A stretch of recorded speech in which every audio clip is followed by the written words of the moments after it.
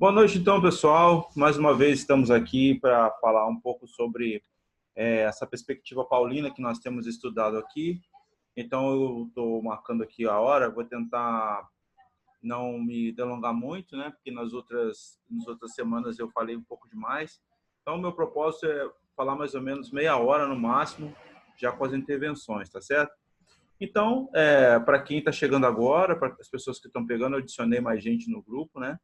Para quem está chegando agora, eu estávamos trabalhando aqui algumas perspectivas sobre Paulo, sobre a carta aos Tessalonicenses, né?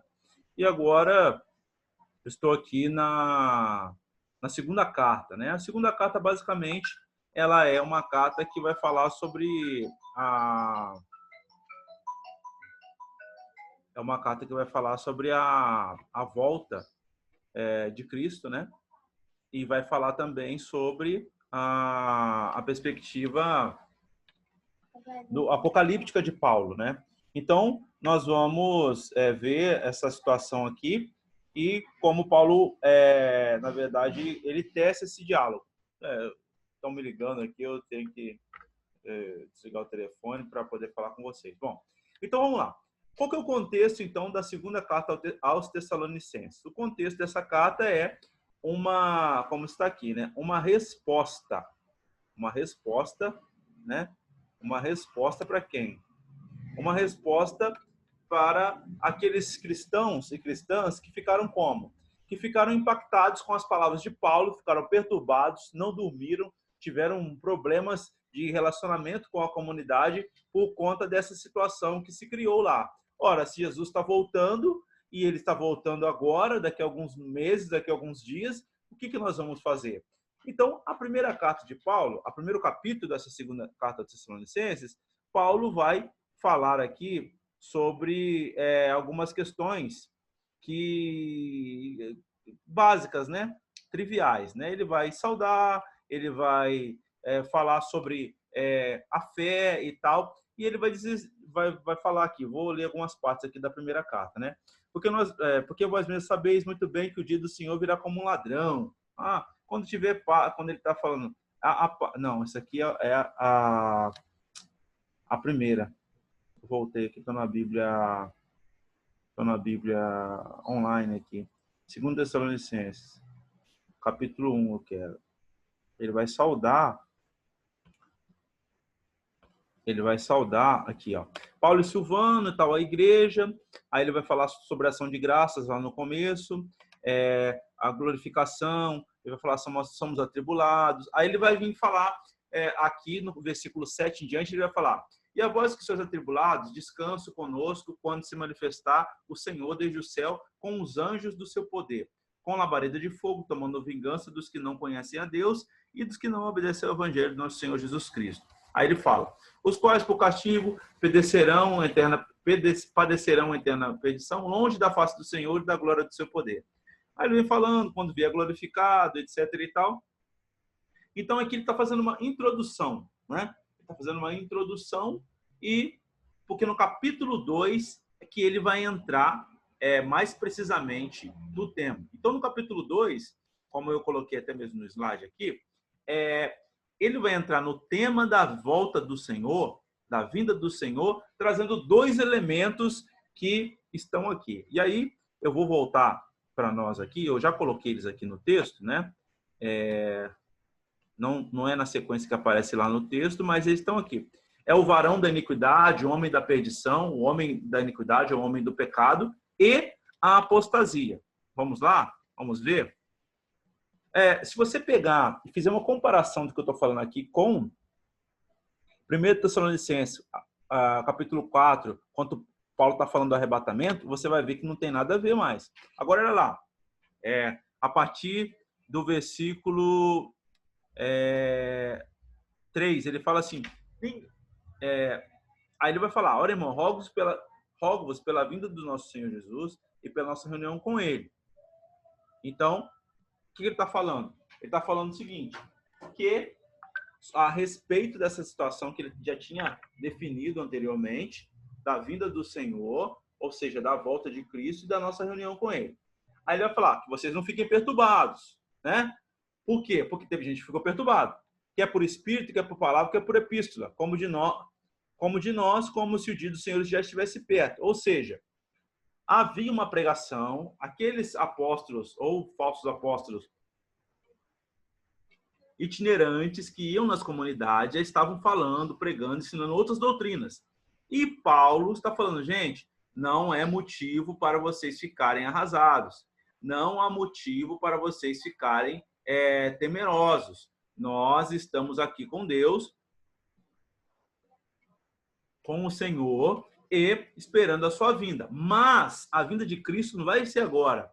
Ele está dizendo aqui, ó, como se o dia do Senhor estivesse perto. Ou seja, então ainda tem coisas para acontecer. Aí ele introduz dois elementos. Então vamos lá. Qual o primeiro?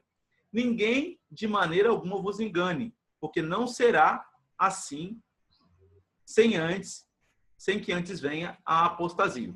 Então, antes da vinda do Senhor, Paulo prevê, digamos assim, uma apostasia. O que é essa apostasia? É um esfriamento da fé, é uma espécie de abandono dos princípios, é uma espécie de abandono nas relações entre a comunidade cristã, entre os próprios cristãos, o que ele vai chamar de apostasia. Ou seja, ele vai falar que antes desse arrebatamento, antes disso tudo, vamos voltar aqui, compartilhar. Antes disso tudo... não tá. Tá gravando? Antes disso tudo, Paulo vai dizer o seguinte, ele vai dizer que é necessário que tenha uma apostasia. Bom, aí é o primeiro elemento. O segundo elemento que ele vai falar é o seguinte, ele vai falar o seguinte, também vai se manifestar um homem da iniquidade, o filho da perdição. E quem que é esse? Uma espécie de anticristo, ele vai falar. Vai se manifestar alguém como uma espécie de anticristo, como o homem da apostasia, o homem da iniquidade, e ele se opõe, se levanta contra tudo que se chama Deus, ou se adora. De sorte que você se sentará como Deus no seu templo, no templo de Deus, querendo parecer Deus. Aqui, mais uma vez, ele está retomando o quê? Ele está retomando uma influência apocalíptica que está tanto em Mateus quanto em Daniel. Por quê? Porque tanto em Mateus como em Daniel vão falar do abominável da desolação, aquele que se sentará no templo para se parecer com Deus e agir como se fosse Deus. Então, Paulo está querendo dizer o seguinte, antes de tudo isso, ou seja, do arrebatamento, do anticristo, né, se manifestar, vão acontecer dois sinais, segundo ele. Apostasia e o homem da iniquidade se manifestará. Então, na verdade, esse homem da iniquidade, ele também pode ser interpretado como alguém que está a serviço de um sistema, né? Alguém que está a serviço de um sistema. Geralmente, a história da igreja interpretou isso como um grande personagem. Tem gente que fala que é um líder político, tem pessoas que defendem que é um líder religioso, ou seja, não há uma definição muito precisa a respeito de quem seja essa pessoa. Mas Paulo deixa entender que isso é uma coisa que vai acontecer. Bom, aqui a gente vai ver que tem essa influência apocalíptica, como eu falei nas outras aulas. Por quê? Porque para Paulo, isso tudo está dentro de um contexto, de uma perspectiva, né? De um contexto que já havia sido trabalhado muito no Apocalipse de Daniel, digamos assim, e nas literaturas paralelas que tinham naquela época, que não são chamadas canônicas ou sagradas pelo cristianismo por conta da sua inspiração ou por conta que não entraram no cânon por um motivo ou outro. Então, ele está querendo dizer o seguinte, que vai haver um momento em que as coisas vão se acirrar. E aí, vocês vão lembrar do que eu falei em umas aulas anteriores, ou foi na última aula. Por quê? Porque na perspectiva da apocalíptica, na perspectiva do apocalipse, o que acontece? Acontece o seguinte, nessa perspectiva, nessa perspectiva, o mundo é mau, o mundo é ruim, né? O mundo está condenado o quê? À perdição. O mundo está condenado à perdição. E o que vai dar jeito nesse mundo? O que vai acontecer com esse mundo para ele melhorar, para esse mundo se transformar? A direta intervenção de Deus. Só isso. Não tem nada que se faça. Não tem oração, não tem cumprimento de lei, não tem conversão, não tem nada. A única coisa nessa perspectiva, com essa chave de leitura, com essa interpretação, é o quê? A intervenção direta de Deus. E como vai se dar isso? Então, como eu estava falando nas outras aulas, Paulo está muito marcado por esse pensamento, por essa ideia, e ele traz consigo toda essa carga que ele traz do judaísmo, que ele traz daquele primeiro momento, da conversão, daquela euforia, toda aquela expectativa. E ele vai mostrar que isso vem em forma de juízo. Então, vamos lá. Capítulo 2. Aí ele vai falar o seguinte, ó. Porque já o mistério da injustiça opera, não somente somente a um que agora o retém, até que do meio seja tirado. E então será revelado o iníquo, a quem o Senhor desfará pelo assopro da sua boca e aniquilará pelo esplendor da sua vinda. A esse cuja vinda é segundo a eficácia de Satanás, com todo o poder e sinais de prodígios de mentira, e com todo o engano da injustiça para os que perecem, porque não receberam o amor da verdade para se salvar. Então, observe o seguinte, que esse homem da iniquidade, que essa pessoa que vai se manifestar, ela vai se manifestar, segundo Paulo, com sinais e prodígios, né? E poder também, mas são de mentira. Olha que interessante. São sinais e prodígios de mentira, né? De mentira. Então, aí ele vai falar de uma outra coisa, introduzir um elemento que nós já tínhamos falado também, que é o seguinte, o que vai testificar, então? Diferenciar essa pessoa, quem vai entender ou não a mensagem? É um testemunho interno do Espírito Santo. É o testemunho interno do Espírito Santo. Para Paulo, os salvos, as pessoas que têm a convicção em Jesus Cristo, as pessoas que entenderam a fé cristã, não no sentido de entendimento racional, mas no sentido de identificação, né, de aceitação, de testificação, de espírito com espírito, de pertencimento, de despertamento da fé, essas pessoas serão o quê? Elas serão confirmadas. Segundo ele, está aqui, ó. Cuja vinda, segundo, com todos os sinais de mentira, com todo engano, porque não receberam o amor da verdade para salvar. E esse amor da verdade só é revelado, segundo Paulo, segundo essa perspectiva, através do Espírito Santo. Tá? E por isso, Deus lhes enviará a operação do erro, para que creiam a mentira. Olha, para que sejam julgados todos que não creem a verdade, antes tiveram prazer na iniquidade. Então, ele está querendo colocar aqui, mais uma vez, que é o seguinte, que há um grupo de pessoas que mesmo pertencendo a alguma igreja, alguma religião, mesmo às vezes frequentando o círculo cristão da fé, mesmo às vezes ouvindo a mensagem, estando dizimando, sendo membro de igreja, aquela coisa toda que a gente conhece, mesmo assim, essas pessoas vai acontecer o que com elas? Elas vão crer nos sinais da mentira. E elas vão ser enganadas por esse homem da iniquidade, e elas vão ser enganadas por esse filho da perdição, e elas vão ser levadas ao engano e ao erro. Porque o Espírito Santo não, quer dizer, não é o Espírito Santo, mas porque não tem um testemunho interno do Espírito Santo. E aí isso que é o que vai travar essas pessoas para que elas não entendam a verdade e elas não vão conseguir discernir, né? Não conseguir discernir. E aí, de uma certa maneira, o que Paulo está falando, eu já falo aqui encerrando, é que se você for parar para pensar o contexto dessa carta mesmo, é que ali naquela comunidade já havia uma certa apostasia por conta da pregação de Paulo. Isso aqui está dando também uma indireta. Por quê? Porque tinha muita gente ali dentro que parou de fazer as coisas, cara. Parou de trabalhar.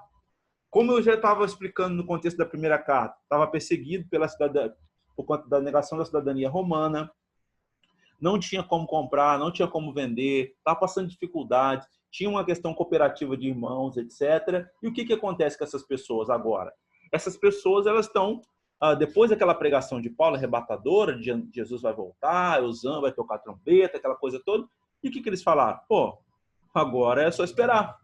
Jesus já está voltando, não tem o que eu fazer, né? Se o homem está falando que o negócio vai voltar agora, é agora. Aí Paulo, no final dessa cartinha, de três capítulos, ele vai falar assim, ó, aí mais uma vez ele vai enfatizar algumas questões, até mesmo morais. Quer ver? Aí ele vai falar assim, ó, versículo 7.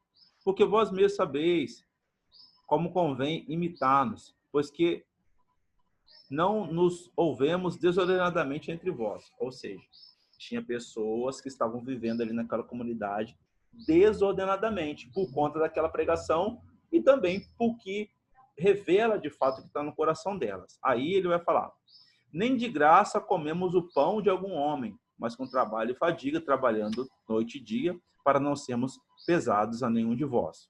Aí o que ele está querendo dizer?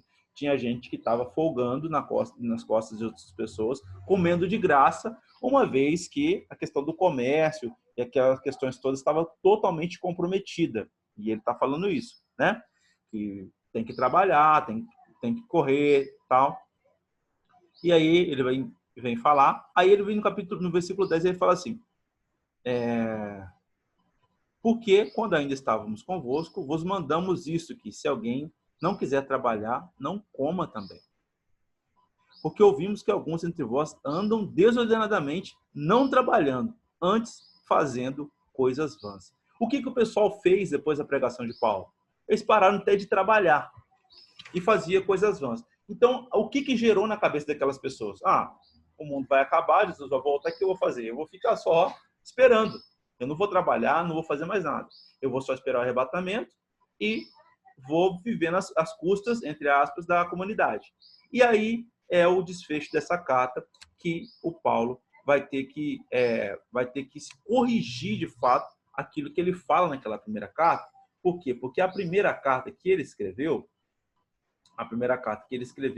foi uma carta assim, muito no calor das emoções, muito no fervor das emoções. Então, ele vai agora fazer o quê? Ele vai corrigir esse ensino. Aí eu vou parar aqui e vou falar o seguinte para vocês. Tudo que eu estou falando aqui, tudo, não tem nada do que eu estou falando aqui que não seja.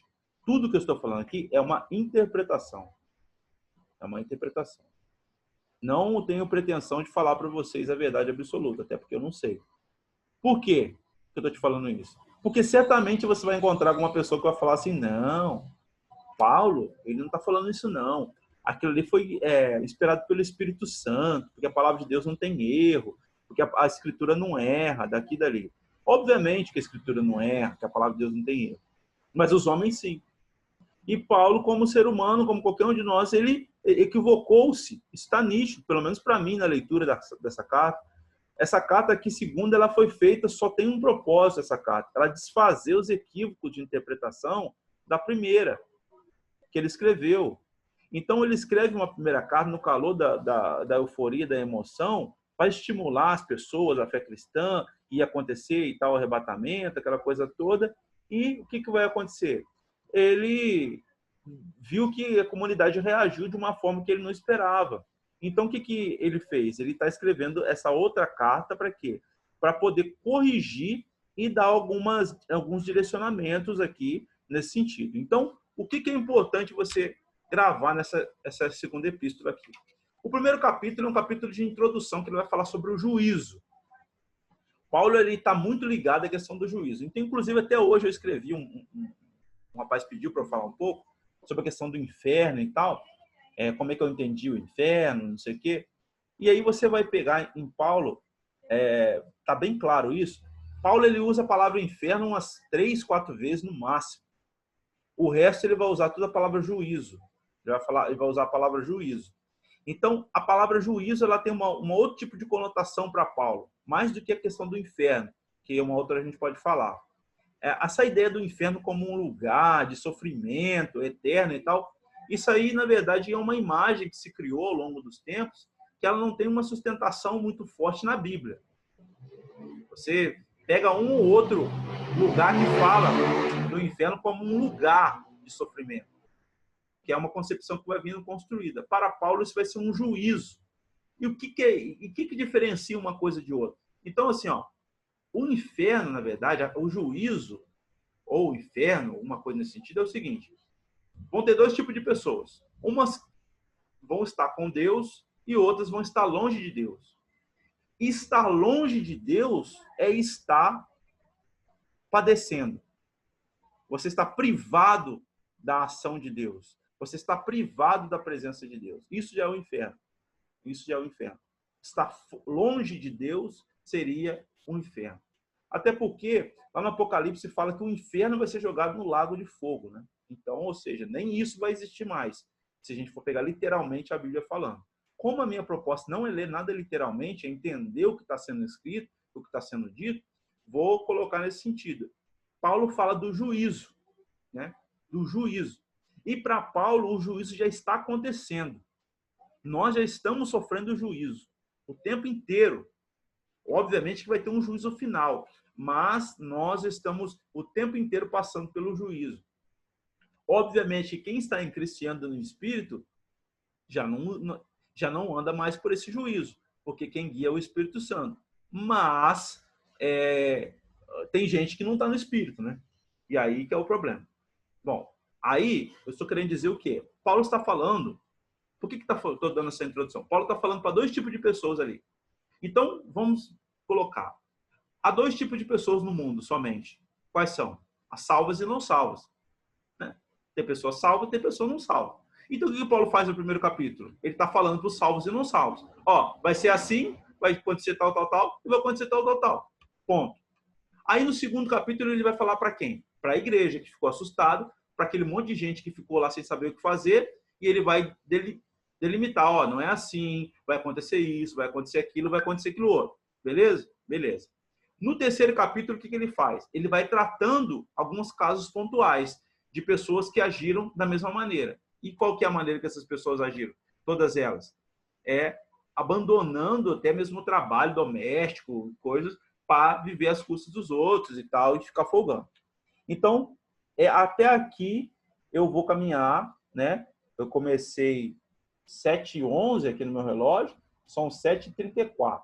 Pergunto, em relação a isso aqui que eu falei, tirando a questão do inferno, se a gente começar a falar isso aqui, não vai parar. E do juízo. Se quiser falar, a gente fala de uma outra hora. Só isso aqui, tirando essa questão de inferno, juízo, perdição e tal. Mas, assim, especificamente sobre a questão da segunda carta de Paulo aos Tessalonicenses e essa correção que ele faz. Alguém quer falar alguma coisa? Quer comentar? Quer falar?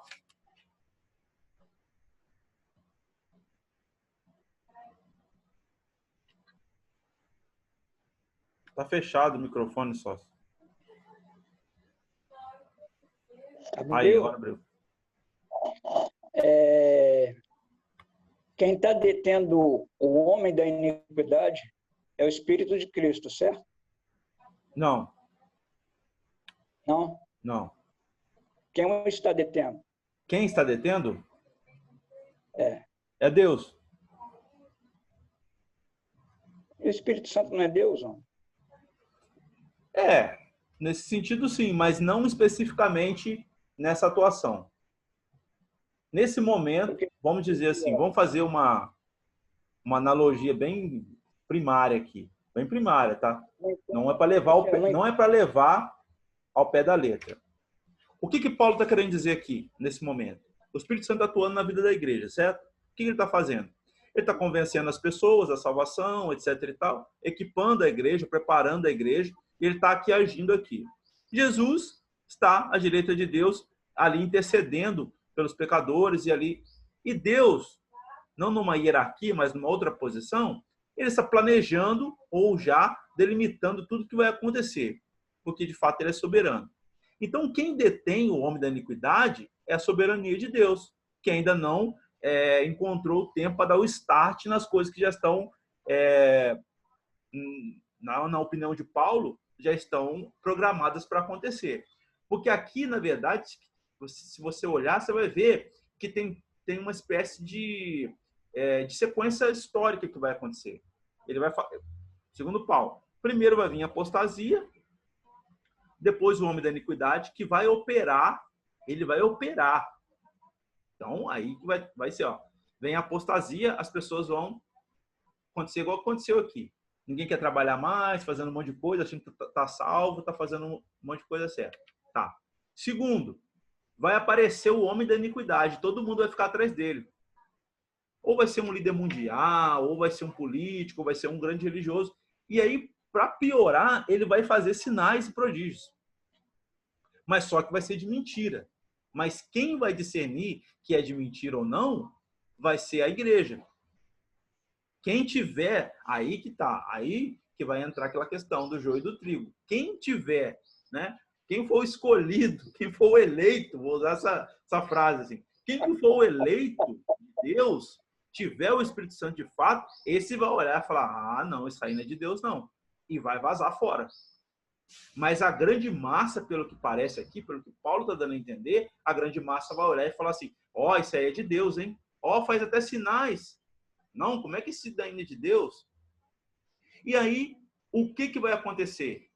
Aí, vamos lá. Aí, esse tempo, segundo a teologia de Paulo, e aí depois a gente vai para outras cartas, mas esse tempo é o tempo da entrada. A reunião vai finalizar em 10 minutos, tá? Deixa eu ver aqui se vai, isso mesmo, mandou aqui. Ah, não. Diz que vai finalizar em 10 minutos. Então, esse tempo de Paulo, esse tempo que Paulo está falando aqui, é um tempo de conversão de pessoas que ainda não foram alcançadas. Entendeu? É o tempo de pessoas que ainda não foram alcançadas. E aí essas pessoas vão alcançar. Aí vai entrar outras partes, né? O evangelho vai ser pregado em todas as partes da terra, quer dizer, pessoas vão ouvir e tal. Então, me parece, né? Me parece que vai ter um número de pessoas para serem alcançadas. Deu a cota, ou digamos assim, é bem alegórico. Deu a cota, fechou a porta. Aí já era. Aí vai acontecer o que tem que acontecer. Entendeu?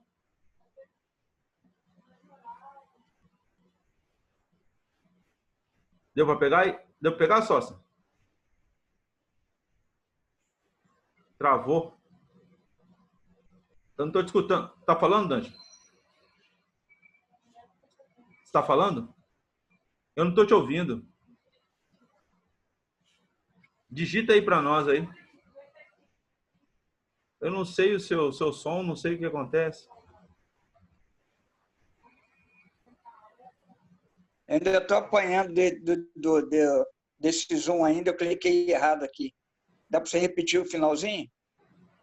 Eu falei que talvez vai aparecer um tipo de cota. Deu a cota, fecha a porta. Entendeu?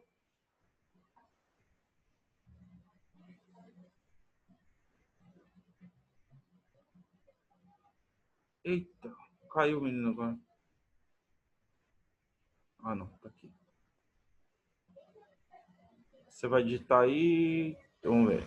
Bate-papo, ver se tem alguma coisa aqui. Deu? Então é o seguinte, eu vou fechar aqui só a gravação e aí a gente continua falando.